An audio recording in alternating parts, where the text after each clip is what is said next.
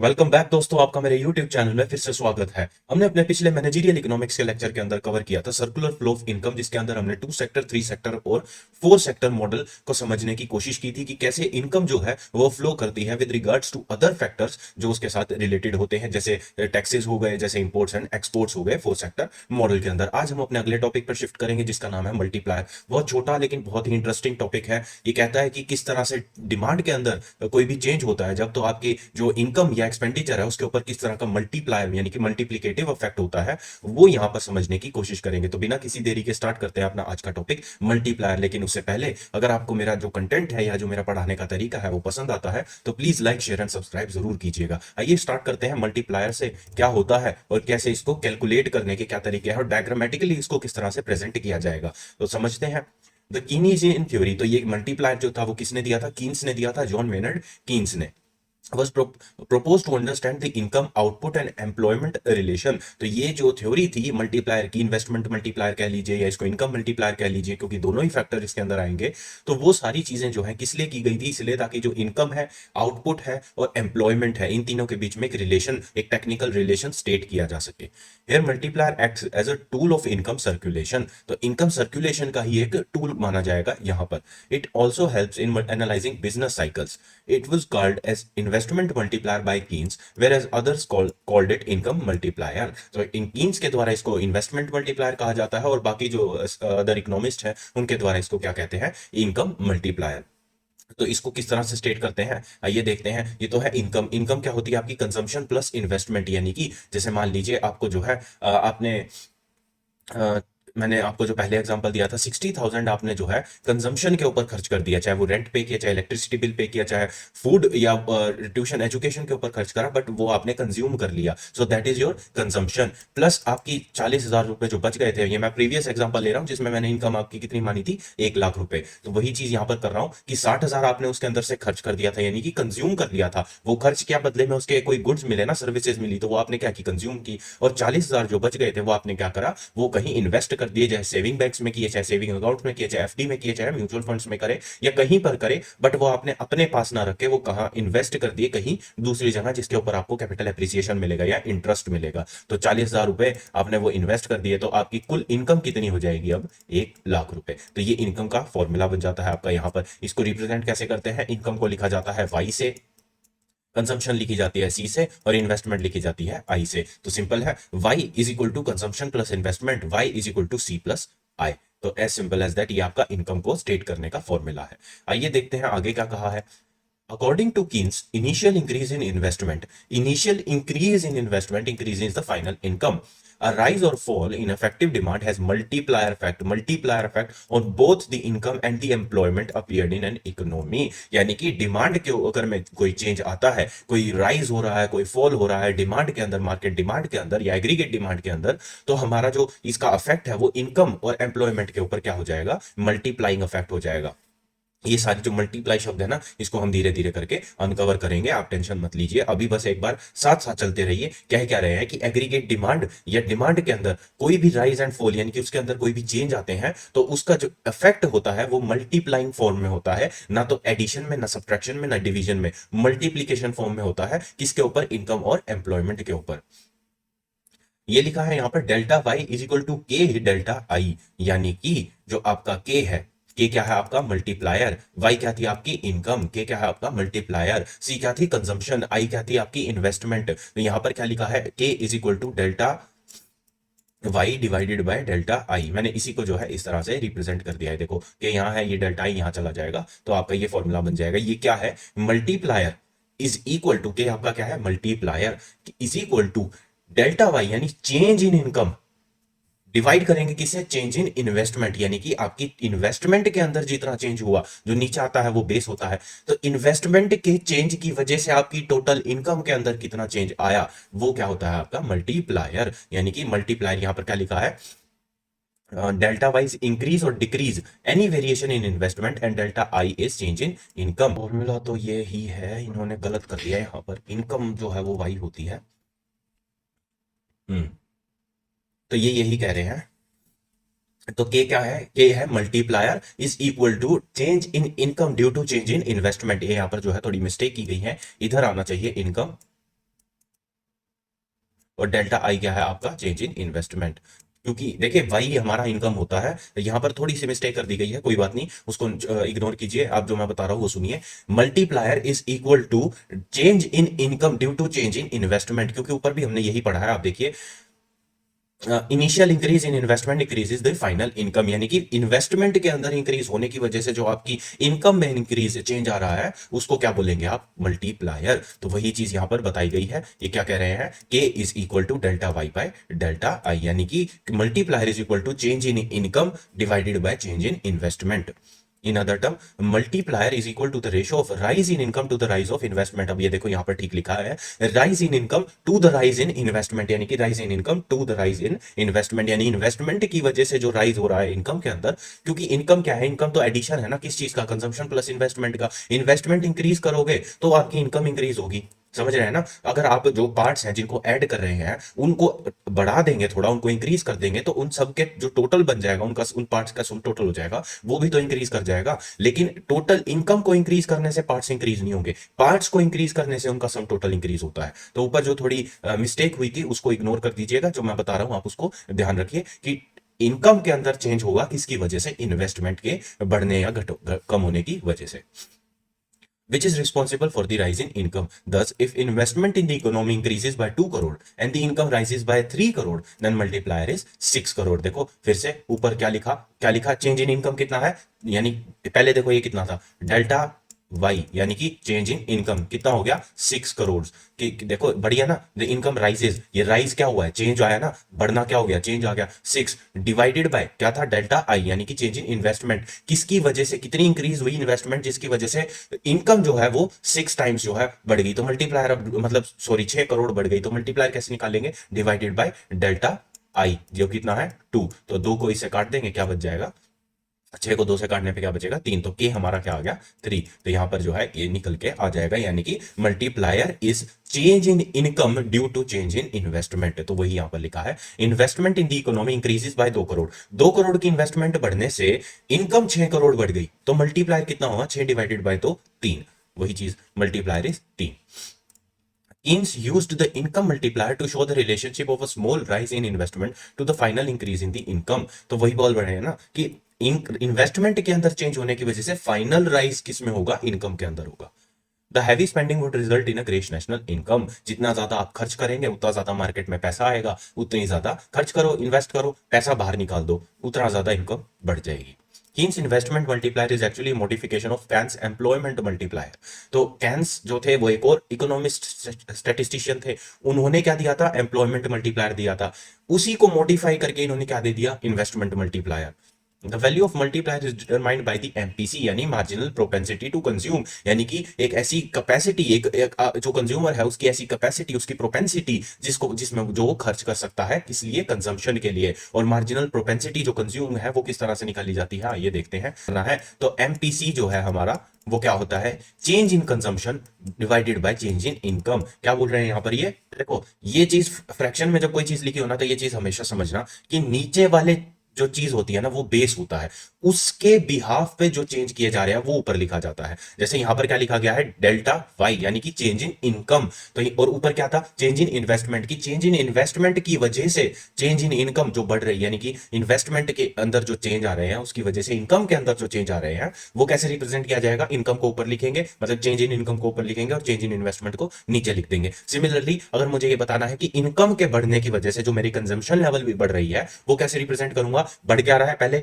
Income बढ़ रही है, उसकी वजह से क्या बढ़ रहा है, कंजम्पशन, तो कंजम्पशन आएगा ऊपर, और जो चीज जो जिसकी वजह से बढ़ रही है, जो इनिशियली बढ़ रही है वो क्या आ जाएगी, नीचे। तो इनकम के अंदर चेंज होने की वजह से जो कंजम्पशन में इंक्रीज आ रहा है वो कैसे रिप्रेजेंट करते हैं, एमपीसी के द्वारा, यानी मार्जिनल प्रोपेंसिटी टू कंज्यूम। वो क्या है, change in consumption due to change in income, change in income, ठीक है, उसकी वजह से इन कंजम्पशन में जो इंक्रीमेंट या डिक्रीज हो रहा है। तो ये इसको इस तरह से बोले, अगर ऊपर से नीचे जाऊं तो मैं कैसे बोलूंगा, change in consumption due to change in income, और नीचे से ऊपर बोलूंगा change in income results in change in consumption. तो ये चीज आपकी नीचे से ऊपर, तो ये क्या होता है, एमपीसी। तो एमपीसी जो है वो कभी भी जीरो नहीं होता, एमपीसी इज नेवर जीरो, ये एक एजम्पशन है इसकी, ठीक है। और दूसरी चीज है, can never be equal to infinity, तो जीरो और इंफिनिटी के बीच में कुछ होगा, बट ना तो जीरो होगा ना इंफिनिटी होगा।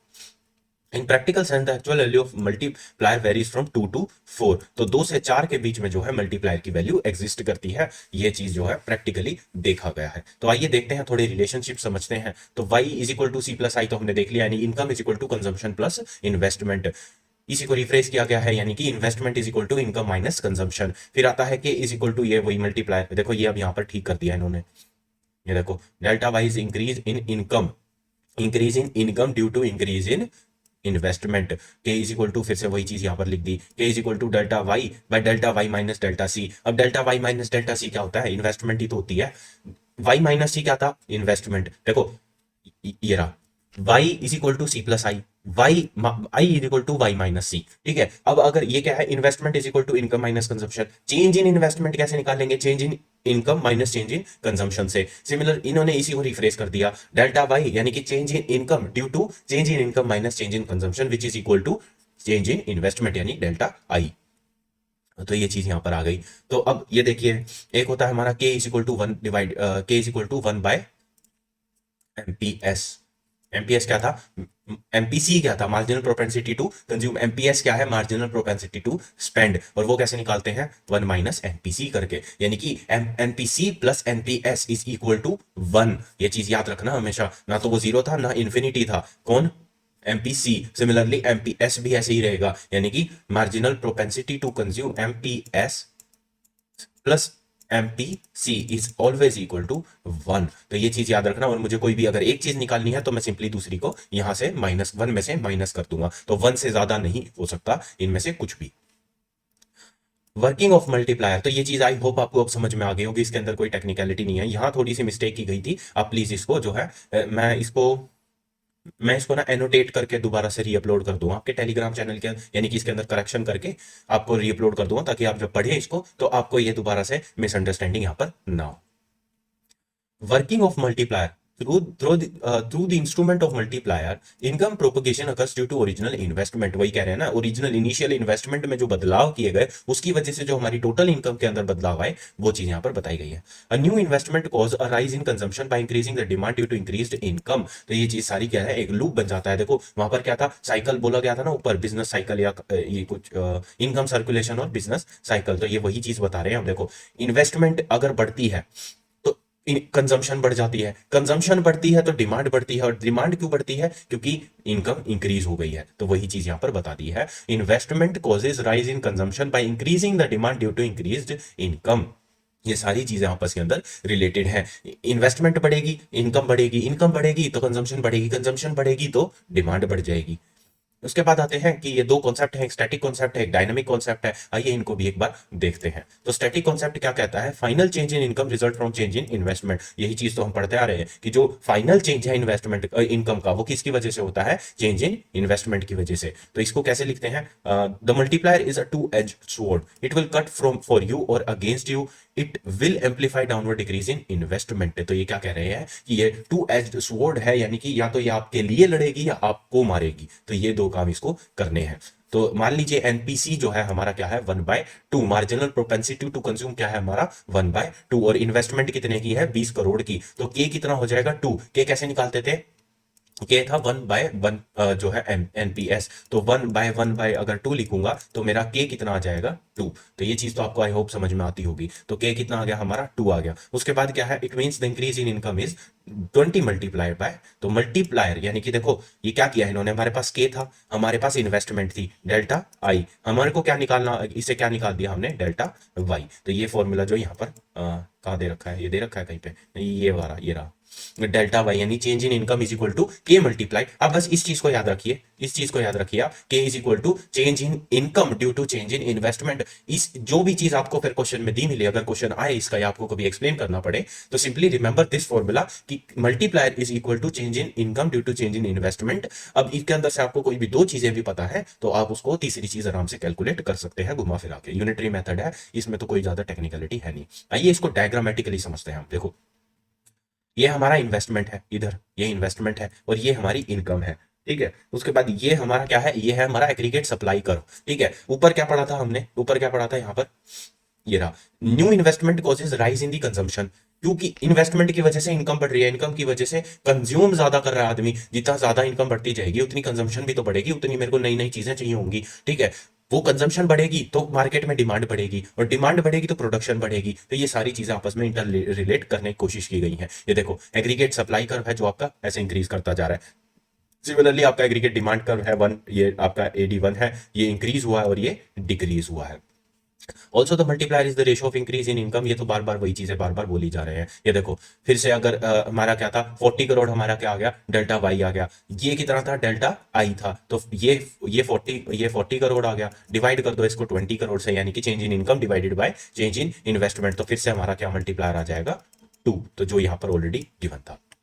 तो यही चीज बोल रहे हैं, hence multiplier is two, there are two ways of multiplier working, one is forward working and one is backward working, which are तो x एक्सिस पे हमारी इनकम है, ये हमारी इनकम है, ये इन्वेस्टमेंट है, ये एग्रीगेट सप्लाई कर्व है, ये जो हमारे को दिख रहा है, फिर एग्रीगेट डिमांड है at point M AS curve and AD intersect, ये पॉइंट है M, तो AD और AS जो हमारा कर्व है ये कर जाता है, यानी कि ये वाला जो M पॉइंट है ये क्या है हमारा इक्विलिब्रियम पॉइंट है, इसके अंदर ना तो कोई इंक्रीज है ना कोई डिक्रीज है, ये इनिशियल डिमांड कर्व है और इनिशियल सप्लाई कर्व है, ये जहां पर मीट करते हैं वो हमारा क्या बन जाता है पॉइंट ऑफ इक्विलिब्रियम। अब इसके अंदर बैकवर्ड मूवमेंट हो जाएगी, जब जैसे AD2 जो मैंने कहा आपको डिक्रीज, यानी कि डिमांड डिक्रीज कर रही है due to decrease in income. देखो ना मान लो ए इनकम थी हमारी, ये इनकम चार्ट है नीचे वाला, ये मतलब एक्स एक्सिस, तो इनकम जब ए थी तो हमारी डिमांड और सप्लाई यहाँ पर इक्विलिब्रियम पे सेट थी। जैसे ही मेरी इनकम जो है वो डिक्रीज हो गई, यानी कि ए से सी पर आ गई, तो मेरी जो सप्लाई है वो कम हो गई, ठीक है, और उसके अकॉर्डिंगली मेरा जो डिमांड था वो भी डिक्रीज कर गया। तो अब डिमांड कर्व कैसे बन जाएगा, ये बन गया,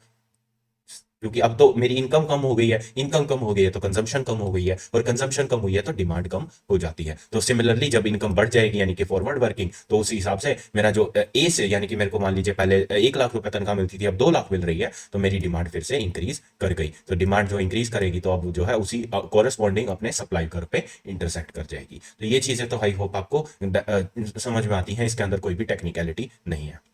ये फॉरवर्ड एक्शन है ओ ए टू ओ बी, ये ए से बी जो है इनकम इंक्रीज करेगी तो आपकी वो चीजें जो है डिमांड भी इंक्रीज कर जाएगी। फिर आता है डायनामिक कॉन्सेप्ट। डायनामिक कॉन्सेप्ट क्या होता है आइए समझते हैं। As there is some time gap between change in investment and change in income because it takes time for the income to increase. कहने का मतलब है ये जरूरी नहीं है कि आपने जब इन्वेस्टमेंट अपनी बढ़ाई है तो उसके बिल्कुल एक अगले ही सेकंड आपकी इनकम भी इंक्रीज कर जाएगी। फॉर एग्जाम्पल जैसे आप सेविंग बैंक्स के अंदर अगर इन्वेस्ट करते हैं, सेविंग अकाउंट के अंदर इन्वेस्ट करते हैं, तो इंटरेस्ट आपको द पॉइंट टू इन्वेस्ट तभी थोड़ी मिल जाता है। इंटरेस्ट आपको क्वार्टरली मिलेगा या हाफ ईयरली मिलेगा, है ना। तो आपकी इनकम कब इंक्रीज हुई, इनकम इंक्रीज हुई आपकी क्वार्टरली, यानी 3 महीने बाद या 6 महीने बाद या 1 साल के बाद। तो वो चीज ही बोल रहे हैं। और एफडीज कराएंगे तो मतलब डिपेंड करता है आपको किस सेंस में मल्टीप्लायर ले रहे हैं, तो उस सेंस के हिसाब से जब भी इंक्रीज होगी आपकी उसके अंदर कुछ ना कुछ टाइम गैप होगा, तो वो टाइम गैप ही है जो आपको इंटरेस्ट जनरेट करके देता है। According to Hansen, the true multiplier is, however, not autological. It is based either on a short run normal or long run normal behavior pattern. तो इस हिसाब से इनको दिखाया गया है। ये देखो ये आपकी जो है कंजम्पशन है C, ठीक है, ये आपकी क्या है इनकम है Y, है ना। सी प्लस क्या था, वाई क्या था इनकम थी, सी क्या था कंजम्पशन था, और सी प्लस आई यानी इक्विलिब्रियम पॉइंट क्या था आपका, यानी कि आपकी जब कंजम्पशन और जो इन्वेस्टमेंट है वो किसके बराबर है, आपकी इनकम के बराबर है। जैसे ही आप उसके अंदर इंक्रीज करेंगे, ये क्या है देखो सी प्लस आई क्या थी आपकी इनिशियल कंजम्पशन और इनिशियल इन्वेस्टमेंट, जैसे ही उसके अंदर आपने थोड़ी इन्वेस्टमेंट और बढ़ाई, ये क्या है, ये आप यूं लगा लीजिए चेंज इन इन्वेस्टमेंट है, यानी कि थोड़ी और इन्वेस्टमेंट कर दी, पहले इन्वेस्टमेंट थी और थोड़ी और इन्वेस्टमेंट कर दी, तो आई स्लैश के थ्रू इसको रिप्रेजेंट करा, यानी न्यू इन्वेस्टमेंट। तो वो जब इंक्रीज करी तो आपका जो है नया कंजम्पशन क्रिएट हो गया, यानी कंजम्पशन और बढ़ गई और आपकी सिमिलरली इनकम भी इंक्रीज कर गई।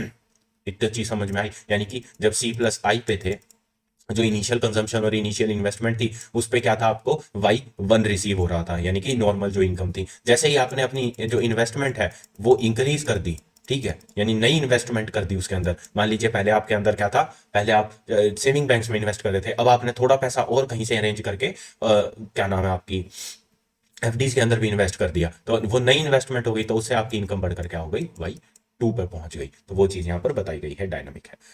तो ये assumption है इसकी, कुछ MPC रिमेन्स ऑलमोस्ट कांस्टेंट है। तो MPC जो मार्जिनल प्रोपेंसिटी टू कंज्यूम है वो जो है कांस्टेंट रहता है, यानी कि प्रोपोर्शनेट वो रहता है आपकी इनकम इंक्रीज के। Induced investment is taken as zero, यानी कि खुद से जो इंड्यूस्ड इन्वेस्टमेंट है, यानी खुद से जो इंड्यूस की गई है इन्वेस्टमेंट, वो स्टार्टिंग में जीरो रहती है।